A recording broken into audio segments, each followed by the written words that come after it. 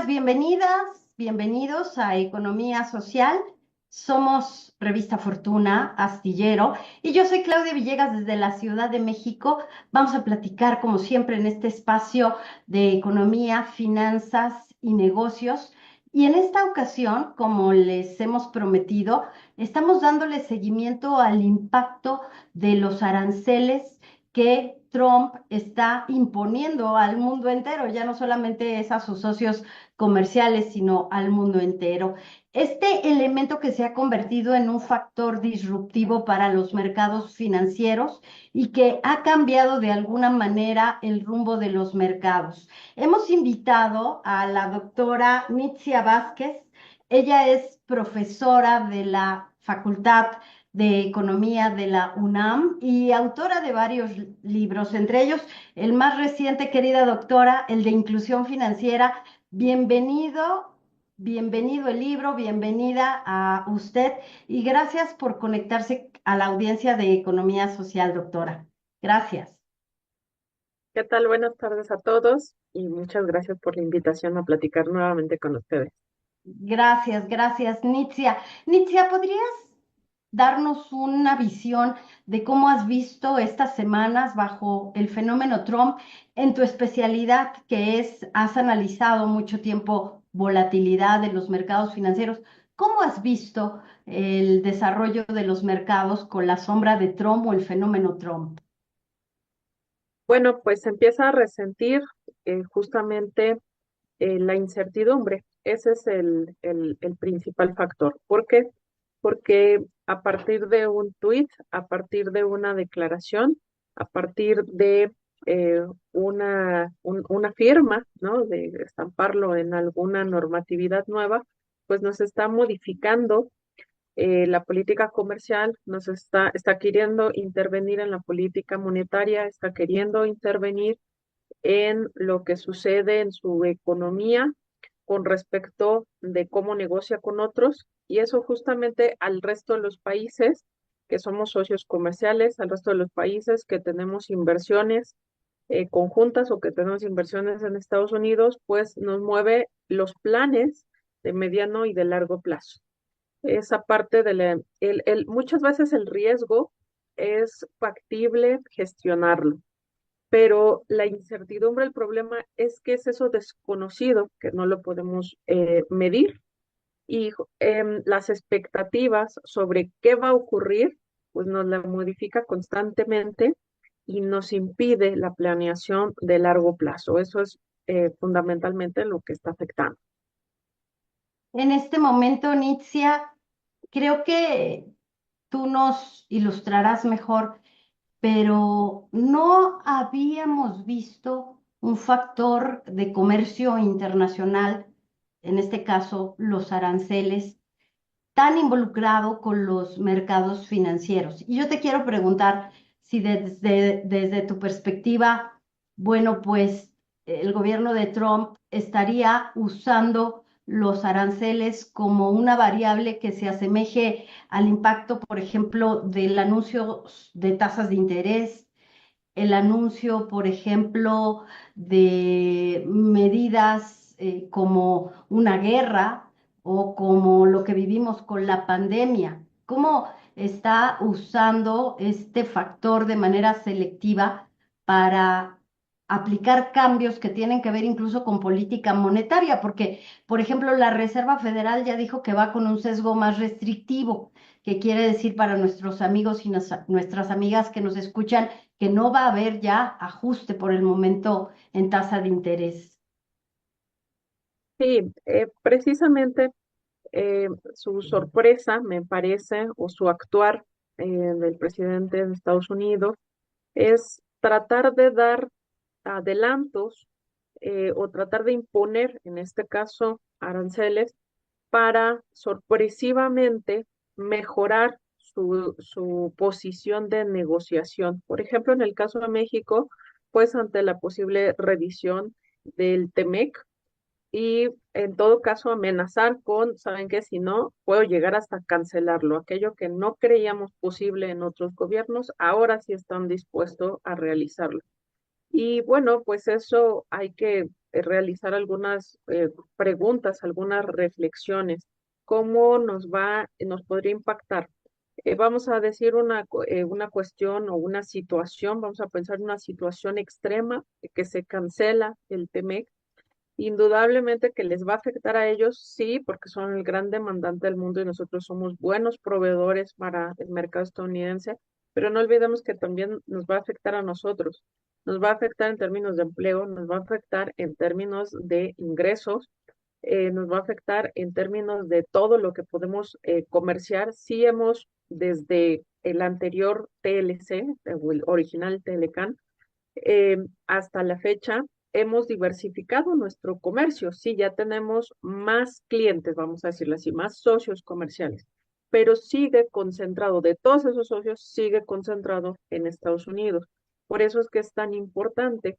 Entonces, en ese sentido, nos va a afectar muchísimo en términos de ingreso, de empleo, y con ello, pues de todas las inversiones que están en México. Ahora, también al mismo tiempo hay que pensar que esa posibilidad no va a ser que por un decreto, no va a ser que por un cambio en un tratado comercial, pues automáticamente las inversiones alejen de México y se vayan a Estados Unidos. Es decir, que cambiemos y que las plantas se vayan hacia Estados Unidos.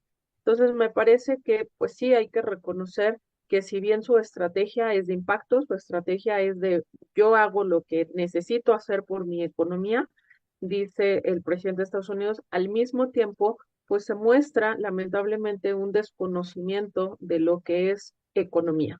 ¿Por qué? Porque eso también les va a impactar a ellos. Definitivamente los aranceles tendrán un impacto en el mediano y largo plazo para la inflación. Y en ese sentido, entonces los bancos centrales se van a ver motivados a nuevamente tener que subir tasas de interés. Aunque él pretenda nuevamente por decreto, por presión, Fed, hay que bajar las tasas de interés, eso no se logra por decreto. O sea, la economía no es que funcione por decreto, es un proceso.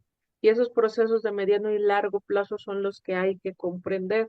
Esas presiones también van a afectar, por ejemplo, y ya lo están haciendo, al sector tecnológico, al sector manufacturero, al sector de materias primas, y eso a su vez que va a modificar los precios, es decir, van a estar subiendo, bajando. Un día vemos que le pega al dólar, otro día le vamos a ver que lo pega con alguna materia prima, otro día vamos a ver el sector acerero, ahora con esta cuesta de 25% al acero chino y al acero mexicano. Y entonces eso para los mercados, primero, pues todos esos son subyacentes de mercado de derivados.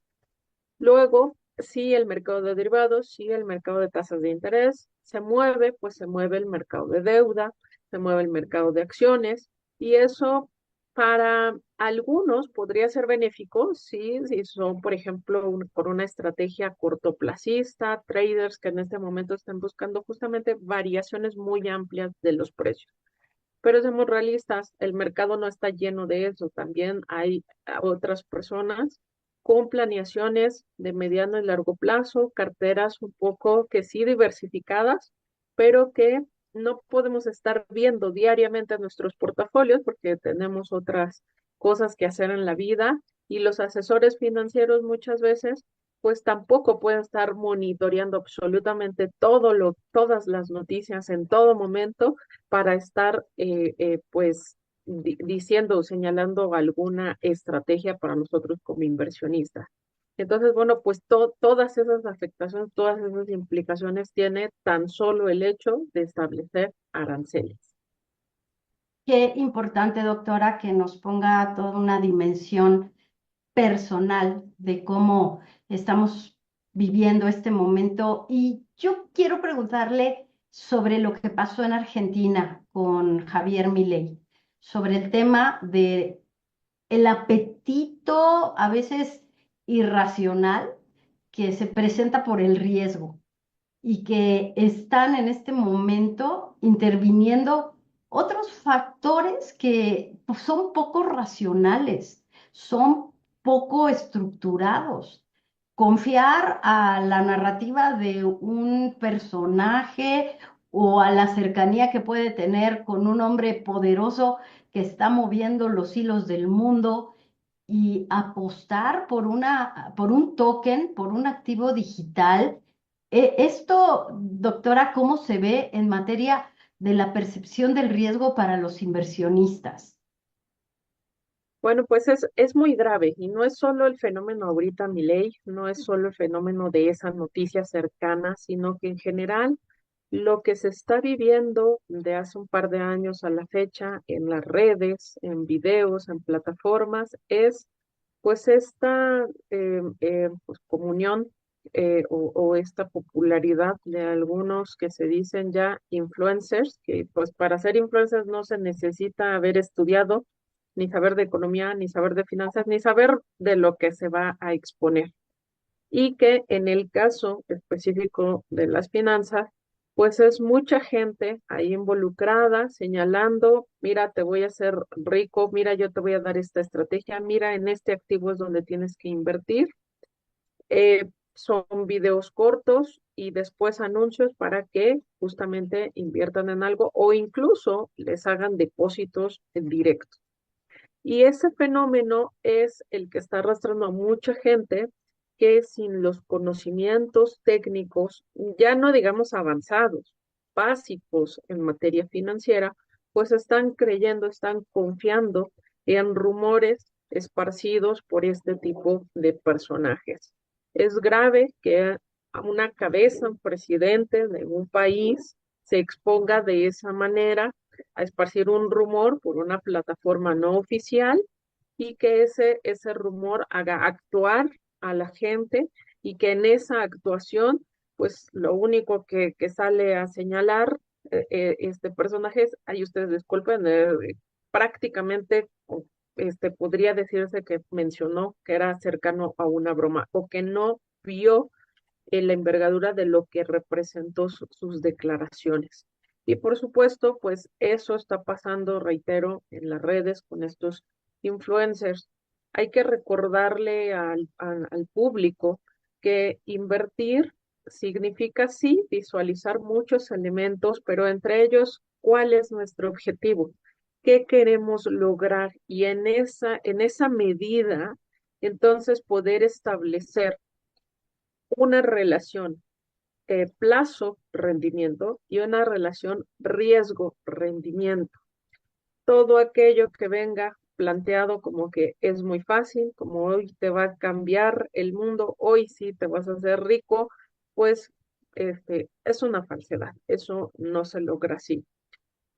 Hay quien genera muchísimo, muchísimo, muchísimo dinero en los mercados, sí es cierto, pero porque también invierte en esas cantidades. Entonces, no son gente que de las finanzas personales, de un ahorro, no sé, de 10 al 20% de su salario y que después de un gran esfuerzo durante muchos años lo quieren invertir en otros instrumentos, pues de ahí les vaya a cambiar la vida y es lo mismo que ganarse la lotería. No, no es así, es un proceso para el cual hay que tomarse el tiempo, el estudio de hacer esos objetivos y de decir qué quiero, qué pretendo y qué puedo hacer, qué está al alcance.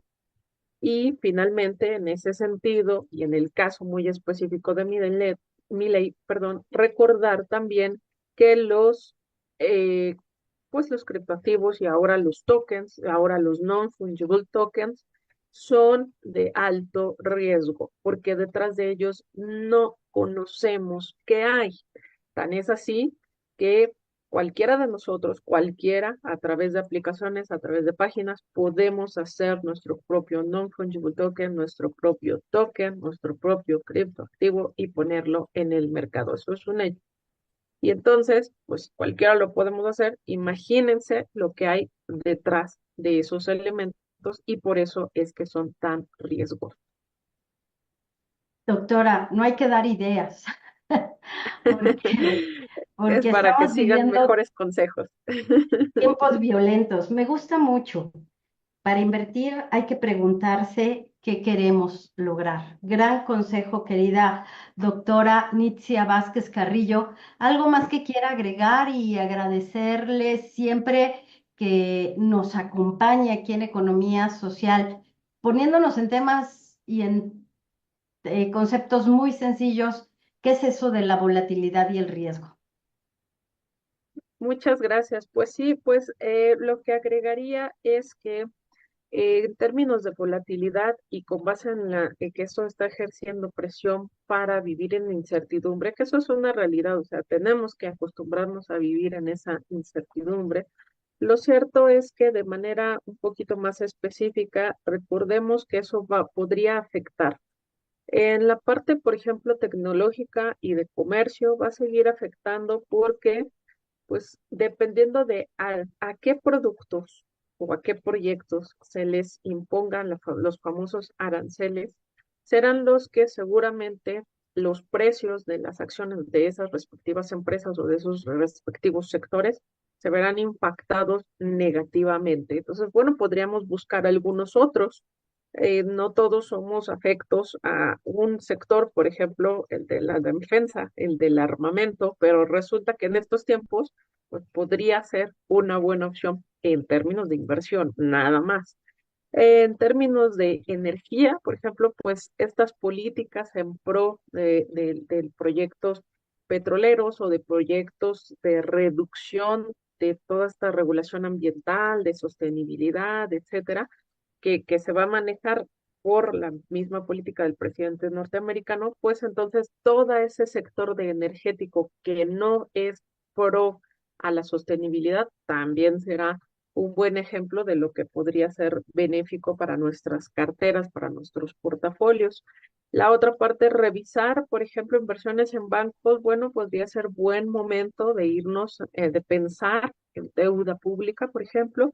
¿Por qué? Porque los bancos, pues van a estar cambiando de estrategia. Es posible que en Estados Unidos se vuelva estos cambios sobre reducirles la regulación, que es otra de las directrices que ya estuvo manejando Donald Trump en su periodo anterior. Y bueno, pues esto nos va a hacer que sea un tanto, al menos en el mediano y en el largo plazo, riesgoso irnos con los bancos que, bueno, pues algunos señalan en algunos análisis de bancos, de casas de bolsa, que eso podría dejarnos expuestos hasta una crisis bancaria en el futuro.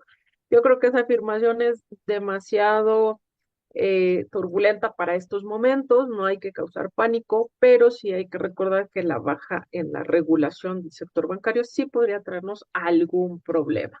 En ese sentido, bueno, pues los metales, en ese sentido, la deuda gubernamental, pues son buenas opciones de momento y pensando también en que pues las tasas de interés podrían llegar a tener una presión alcista si esta expectativa inflacionaria se nos cumple y entonces incluso pensar en productos o instrumentos que nos den un rendimiento real positivo, que en nuestro país los tenemos. En México está el Udibono, en México está BPA, bueno, un bono del IPAP a 7 años y está un bono a Ujú. 180 días que también nos permite ese rendimiento real positivo. Entonces, sí hay opciones diversificar, es acostumbrarnos a esta incertidumbre, estar atentos, pero atentos de información fidedigna, de información de buena fuente, de fuentes primarias, y verificar esa información y no irnos con el rumor, sino atendiendo siempre plazo, rendimiento, riesgo, rendimiento y qué queremos nosotros lograr en el corto, mediano y largo plazo. Eso es lo que agregaría. No, gran cierre, doctora Nitzia Vázquez, profesora de la Facultad de Economía, autora de su más reciente obra, Inclusión Financiera, y sobre todo no hacer caso a los cantos de las sirenas y mucho menos a presidentes libertarios. Muchísimas gracias, doctora, por estar aquí en Economía Social y ojalá vuelva pronto. Muchísimas gracias, gracias por la invitación y gracias al público. Hasta luego. Hasta luego. Amigos, seguimos aquí en Economía Social.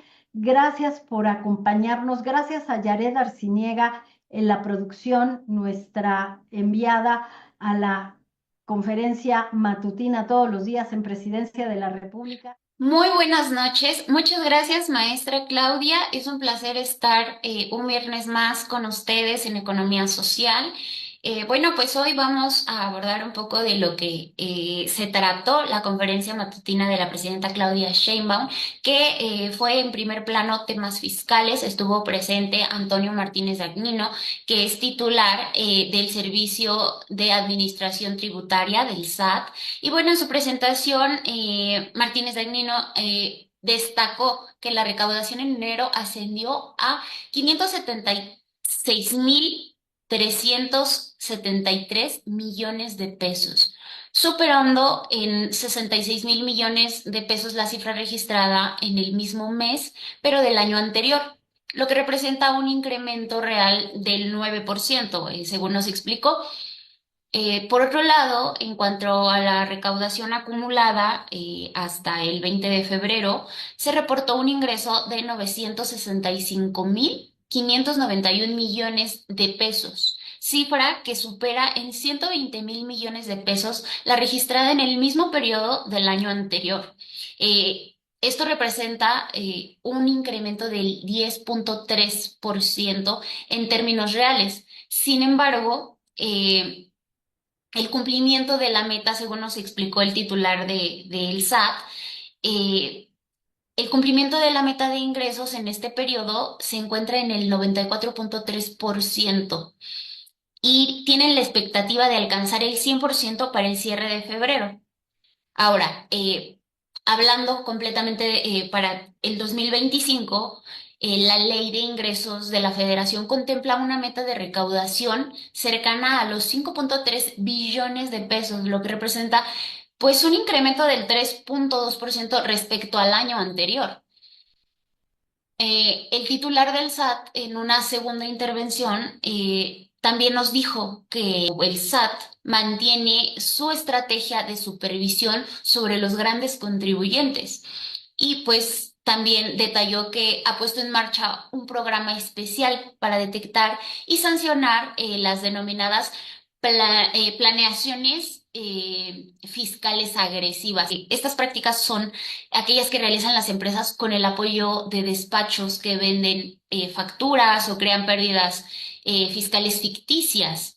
Este tipo de estrategias permiten reducir artificialmente las utilidades de las compañías para evitar el pago de impuestos tanto de empresas nacionales como extranjeras. Entonces, Daniel nos dijo que están muy alerta a este tipo de prácticas. Un segundo tema, pero también ligado a los temas fiscales, pero en el marco del Día Internacional de la Lengua Materna, la prensa le planteó a la presidenta que las radios comunitarias actualmente son consideradas por las autoridades fiscales como si fueran pequeñas empresas y así se les cobran los impuestos.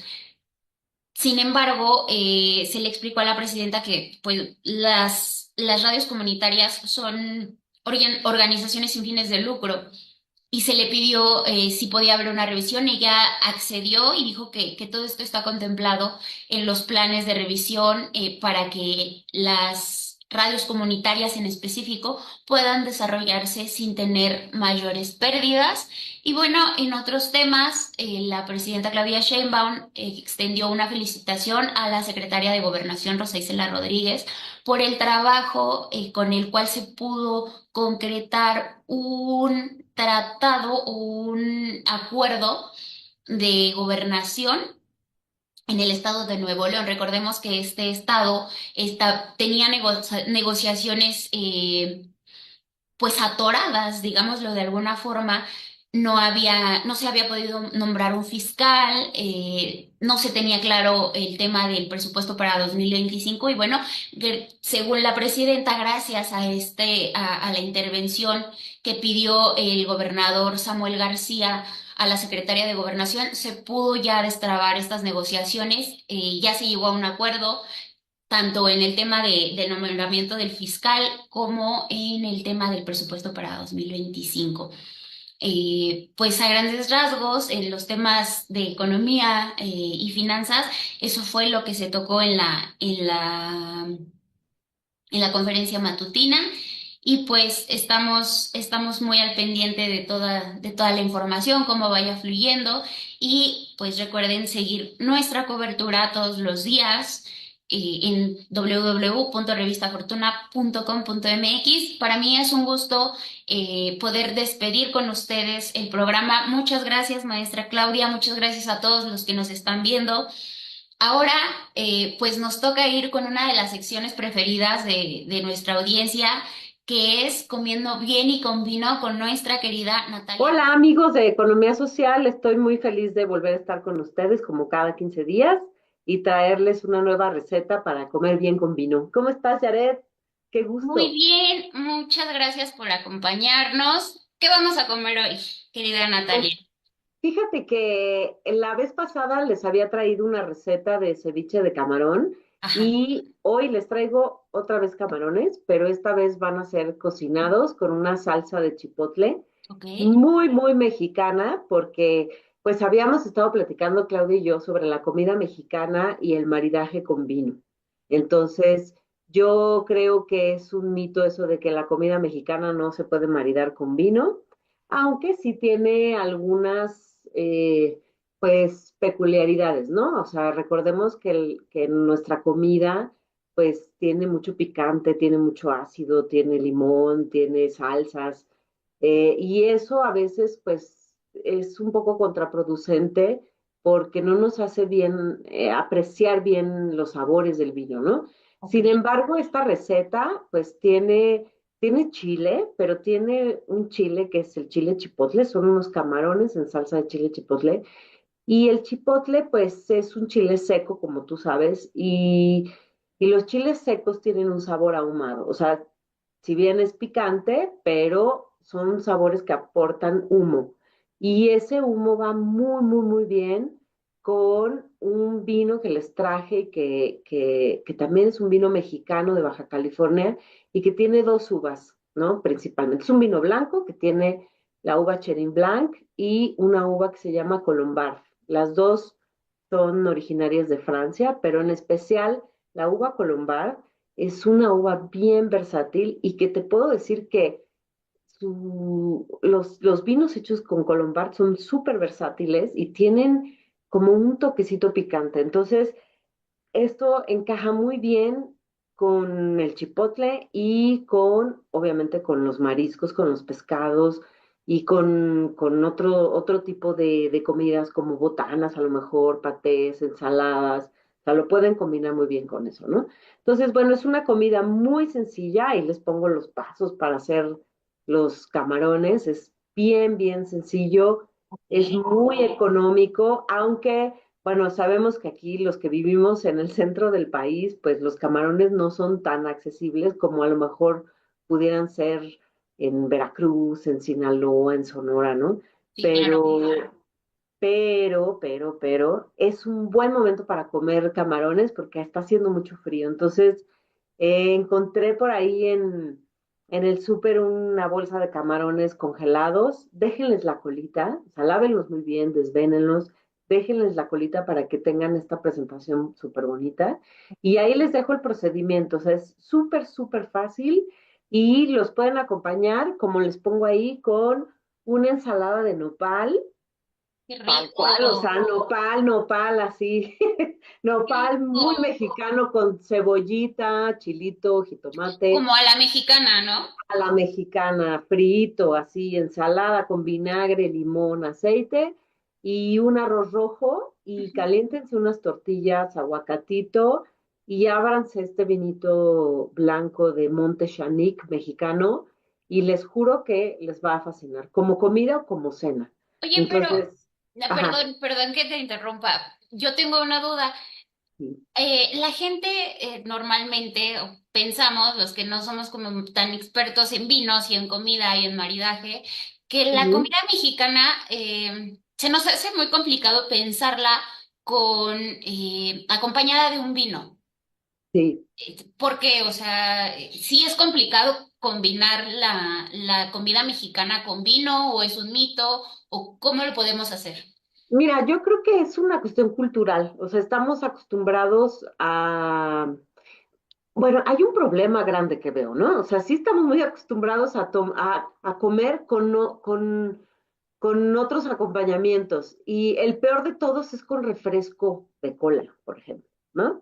Entonces, los mexicanos estamos muy acostumbrados a ese sabor dulce, a ese refresco, que nos hace muchísimo daño. Y por otro lado, bueno, pues si hablamos de bebidas alcohólicas, pues nunca pensamos en vino, a lo mejor pensamos comida mexicana, tequila, comida mexicana, mezcal, que son licores, o sea, que no Cerveza, tienen o muchos comen con cerveza, cerveza. exacto. O sea, pero es como otro mundo, ¿no? O sea, Sí. el vino no es un destilado. El Ujú. vino está hecho de uva, es un fermento, ¿no? Fermentado, ¿no? Exacto, o sea, es otro mundo. Ujú. Y por supuesto que se puede combinar con comida mexicana, pero no estamos tan acostumbrados. Afortunadamente, la cultura del vino, como siempre hemos dicho aquí, Claudia y yo, el vino es cultura, ¿no? Y hay muchas cosas alrededor del vino, no nada más el producto, sino toda la cultura, hasta el arte alrededor del vino, ¿no? Y afortunadamente, en estos tiempos, pues mucha gente se ha acercado con, pues con menos prejuicio al vino, porque el vino era visto como algo de ricos, como algo inalcanzable, como Como un lujo. como un lujo y ciertamente no es barato el vino mexicano, lo hemos platicado aquí también, por los impuestos que nos ponen, ¿no? Sí.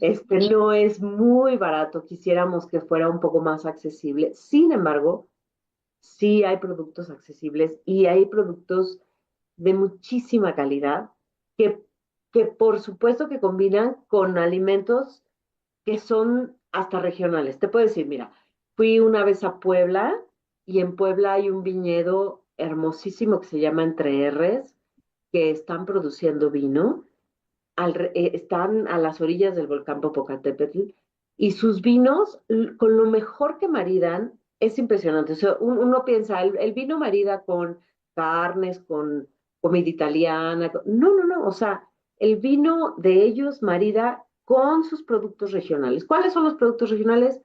El chile de nogada, Ay, el mole, ¿sí me entiendes? O sea, sí, qué rico. claro, porque el vino es tierra. O sea, el vino es de la tierra Sí. y también de la tierra son los alimentos. Entonces, por supuesto que podemos maridar con comida mexicana. Hay que ver qué cosa maridamos con qué, ¿no? Esta Claro. vez les presento, pues, unos camarones. O sea, acuérdate que el camarón es como un saborcito un poquito dulce, el chipotle también, pero es ahumado, ¿no? Y el arrocito y el nopal, que es un poquito ácido, pues es el complemento perfecto para un vino blanco. Recuerden que siempre el vino blanco hay que enfriarlo muy bien para que potencie todos sus aromas, sus sabores y lo disfruten muchísimo más, ¿no? Y como pueden ver, es una receta muy sencilla de hacer, es relativamente económica y en la que pueden comer 4 personas a un precio súper accesible, que no lo van a encontrar en ningún restaurante. Entonces, háganlo en su Que casa, incluso la comida mexicana es muy de casa, ¿no? claro, Es sí, sí, comida que no vas a encontrar, que no te vas a ver igual si la pruebas en un restaurante lujoso que si la pruebas, no sé, en casa de tu abuelita o en casa de tu mamá. O sea, ese sí, es el chiste, ¿no? y ojalá se replicara, ¿no? Ojalá se Claro. replicara en los restaurantes, pero tienes toda la razón. O sea, nada como, pues como un caldito así de la abuelita o un tazoncito de camarones con chipotle y arrocito y hacerte unos taquitos y pues ábranse un vinito, chavos, un vinito blanco, mexicano de Monte Chanic. Es viernes, Este, ¿por qué no? es viernes, exacto. Lo encuentran en la tienda Bembolere. Estamos felices de recibirlos en Bembolere, en nuestras redes sociales, @BembolereMX. En X estamos como @de-vinos.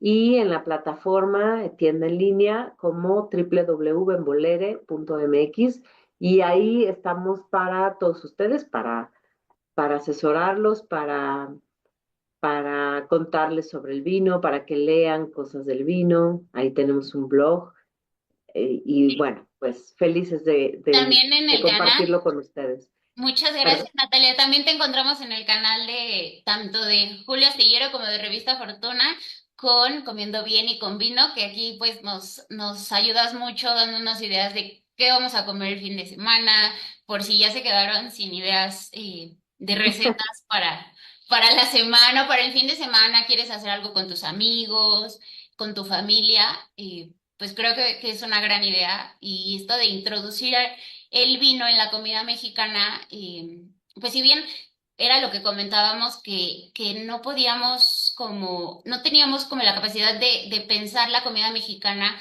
con el vino, ya sea porque es como muy condimentado, siento que también tiene que ver con eso, ¿no?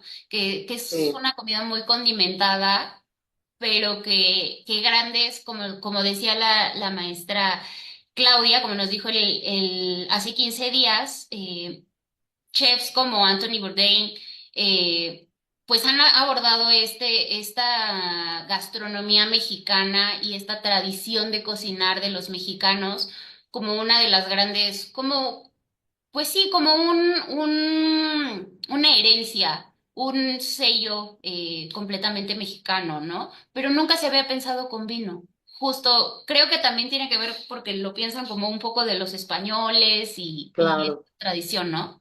Pero el vino es nuestro. O sea, nosotros tenemos vino. Nuestra tierra produce vino. Entonces, si lo pensamos desde ahí, pues estamos del otro lado. Hay que comer con vino y hay que comer bien con vino. ¿Y cómo es comer bien con vino? Compartiendo con la gente y con los que más quieres. Muchas gracias, Natalia. Muchas gracias por la receta. Muchas gracias por las recomendaciones y por todos los datos que nos das, pues cada 15 días. Esperamos con ansias la próxima receta. Y pues esta es tu casa, este es tu espacio en economía social y pues, muchas gracias. Gracias, Jared. Gracias, Claudia. Gracias a todos los radioescuchas, los televidentes de Economía Social. Les mando un saludo y nos vemos en 15 días. Muchas gracias, Natalia. Te vemos en 15 días y un saludo a la maestra Claudia, que esta vez no pudo estar pues en una parte del programa con nosotros, pero aquí estamos. Muchas Gracias. gracias. Bye. Bye.